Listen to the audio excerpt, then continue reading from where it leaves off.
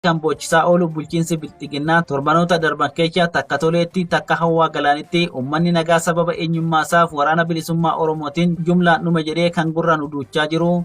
Torban kana kan waraanni naannoo Amaaraa garee shororkeechaa Faannoo jedhamu waliin Oromoota walloo irratti duulee fixaa jiruuf hafuura tokkollee hin baasuu hin dandeenye.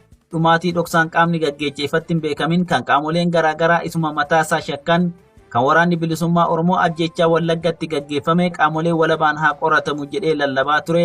Bulchiinsi bilxiginnaa diduun olola sobaa miidiyaa isaatiin duula qaama koomishinii mirgoota namoomaa Itoophiyaa jedhamu yaammachuun gadi baanii ragaa malee waraana bilisummaa Oromoo yakkamaa taasisu. Qaamni walabaa seenee haa qulqulleechuu yoo jedhame immoo deebiin bilxiginnaa callisuu qofa ta'eera.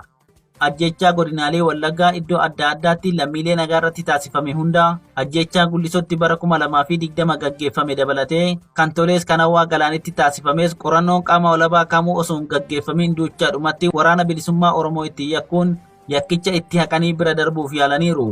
Dhugaan hawaasa nagaa garuu hanga ammaattuu osoo hin bahin jira. Ijji bilxiginnaa kan Oromoo ragaa qabatamaa tokko malee yakkuuf boochuun maaf dhumaatii Oromoo arguu dadhabde laata?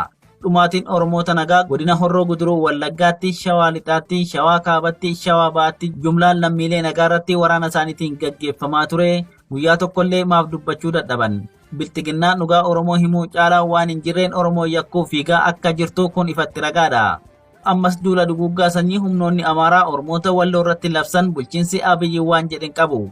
Uummanni nagaa qe'eesaatti dhumaa jira. BBC'n afaan Oromoo jiraattota aanaa Jillee Dhummugaa dubbisuun akka gabaasetti lola gaggeeffamaa ture lubbuun namoota hedduu darbeera. Qaamoleen gama Amaaraa kan hidhatanii dhufan meeshaalee waraanaa gurguddoo yoo ta'u kan uummanni ofirraa qolachaanii jiru garuu kilaashii qofa ta'uu himu. Jiraattonni akka jechaa jiranitti kan waraana isaanii irratti banee qaama Faannoo ofiin jedhuu fi milishaa mootummaan bobbaasedha. Warri walloo namoonni hedduun irraa wareegamanis humnuma qabaniin ofirraa qolachaa jiraachuu himu. Gama mootummaatiin garuu warra Amaaraa meeshaalee waraanaa gurguddaa deeggaruun alaa deebiin kenname kan hin jirre ta'uu himu jiraattonni.